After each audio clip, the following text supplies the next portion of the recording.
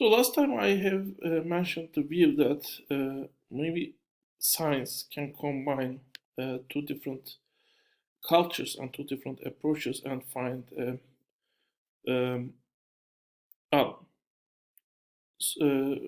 a approach which can be strong but also at the same time flexible. So it can find a way between hardness and softness, and that actually that exact position can be different for different sciences at different points, basically. Uh, at, well, for different even studies might have different positions, but basically it should not take an approach where all scientific studies should be definitely hard and strong. Um, well, we are talking a little bit conceptual here, so we are talking on concepts that might be a little bit difficult to for some of you to uh, think about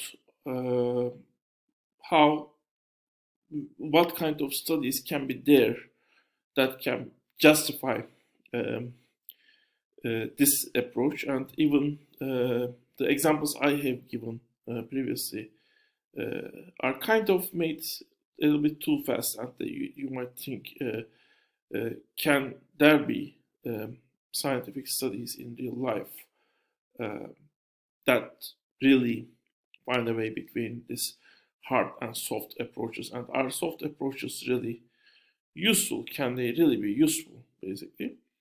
Uh, and you will see examples of, well, uh, at least examples that are promoted by feminist economists on how basically these middle approaches can be useful, and certain studies done actually based on these approaches. And well, just as a starting point, you might think of actually, while looking to the data of all factories in Turkey or in the world, might be a beneficial study to find a certain the effect of certain aspect. For example, let's say the distance from the city on labor productivity. Studying a single factory and finding how this distance is affecting the workers inside of the factory might also have its benefits. There, actually, we might look in detail to all different effects, all different, let's say, um, perspectives on how distance is affecting the workers and workers' productivity, from perspective of the management to, or perspective of different workers working different places, even maybe perspective of the city or the government, basically. And we might be able to talk with specific workers, different workers, and we can get from them detailed information. And as a result, we might have a much richer information on how that distance might be many different ways. In many different ways, the distance from the city might be affecting the workers' productivity. And we can see certain connections that we might not even have thought of. While when we are looking to the data, we can see that the relation does exist, but the reason behind this relation, the data itself, might not be that much beneficial to tell relation, the reason behind this relation. It might, when we have different types of data and we make second, third, fourth analysis, still we might still get some idea on why that relation is there, where that relation comes from. But again, that kind of research might not have the richness of this larger research. So both research, the first type of research, which is done on all factories, the data coming from all factories using math, is certainly useful. But second research can be, in many ways, it may be as useful as the first research study, basically. At least that's the viewpoint. And you might have your own opinion, of course, on that. Certainly, when I tell this to my colleagues that are traditional economists, some of them are convinced, some of them are not convinced, some of them are partially convinced. They think, the general, this hard data studies are the most important studies, but other types of studies may have some place, maybe not as they are not maybe as important as the data econometric studies, statistical studies, but they might still have some place in economics. Okay, well, Nelson gives as an example the four in economics, basically, four different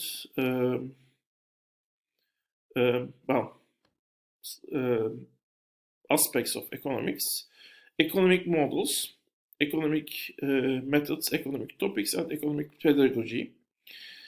In case of economic models, he talks on this specifically the atomistic individuals that are in the models. The individuals are independent from each other. They don't have any relations. They don't care for each other. They just care for their own self-interest. Not only they don't care for each other, they also have no influence on each other's preferences.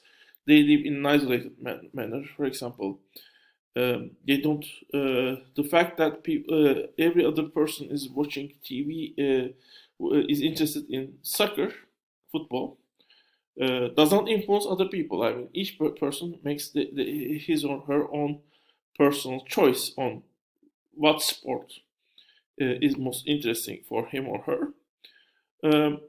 Individual preferences are fixed, and they make rational choice. They just calculate how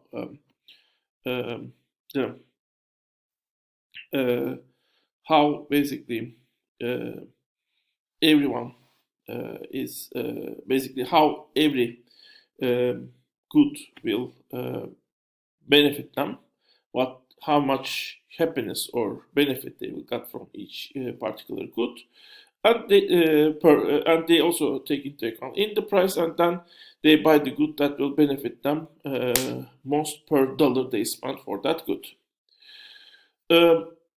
Well, these models, at first they are completely disregard the social structure. The most basic one is, of course, family. That is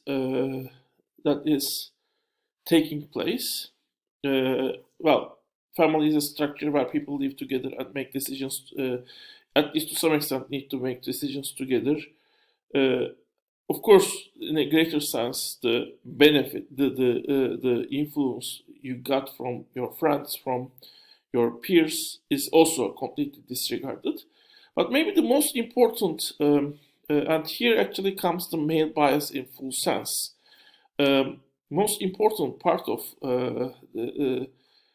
most important, let's say, maybe problem of this economic models is it completely disregards the part of the life where basically those choices are formed and basically decisions are given by not individuals but by other members of the society.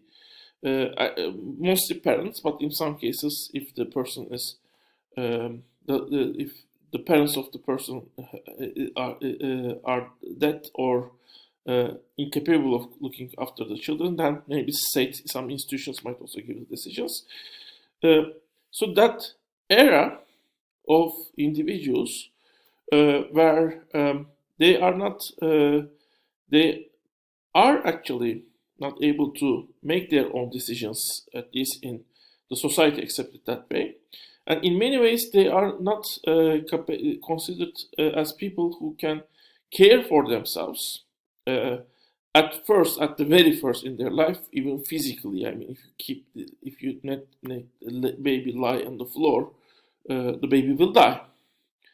If you have a 2-year-old, 3-year-old child, left that child alone on street or in the forest, maybe the child might survive, but still, I mean, you might say the mental capabilities of that child is not enough for his full survival. He or she cannot make the full decisions, basically.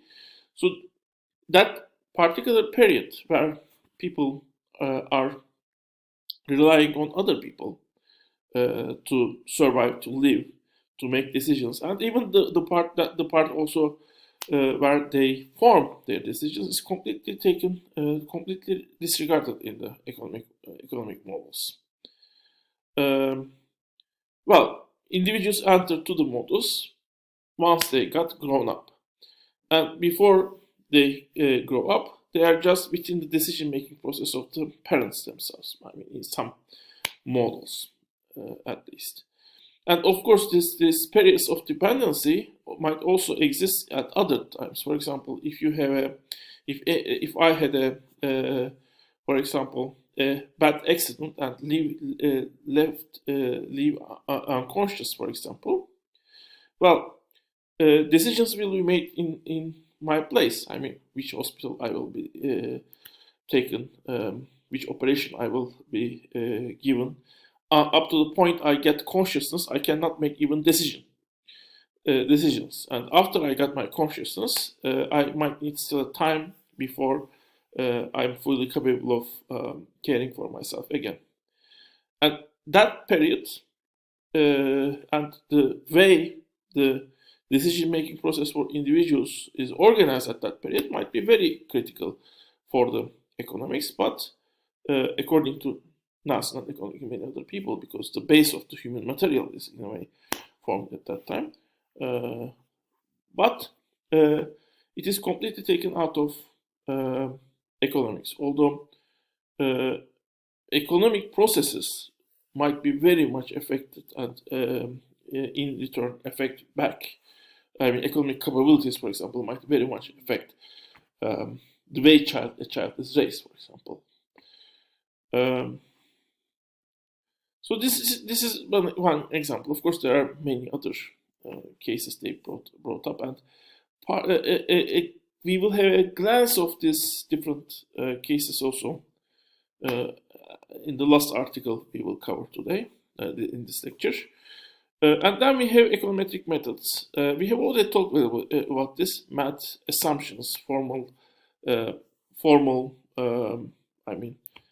descriptions with mathematical formulas, basically, are taken as the main methods, although alternative methods are also considered useful, basically.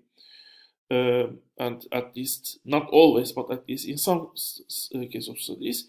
That doesn't mean, these models or these methods should be completely disregarded. But it means that, according to Nelson at least, some other models and other methods might be in some cases more appropriate, and in some cases you might find a middle way. And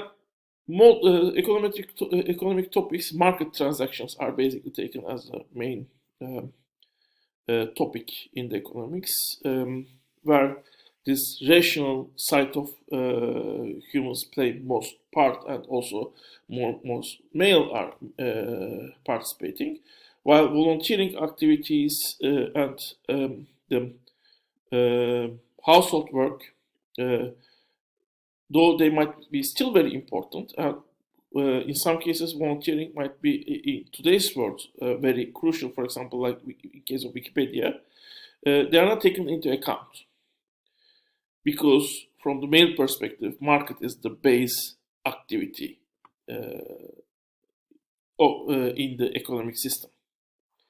We will continue the next.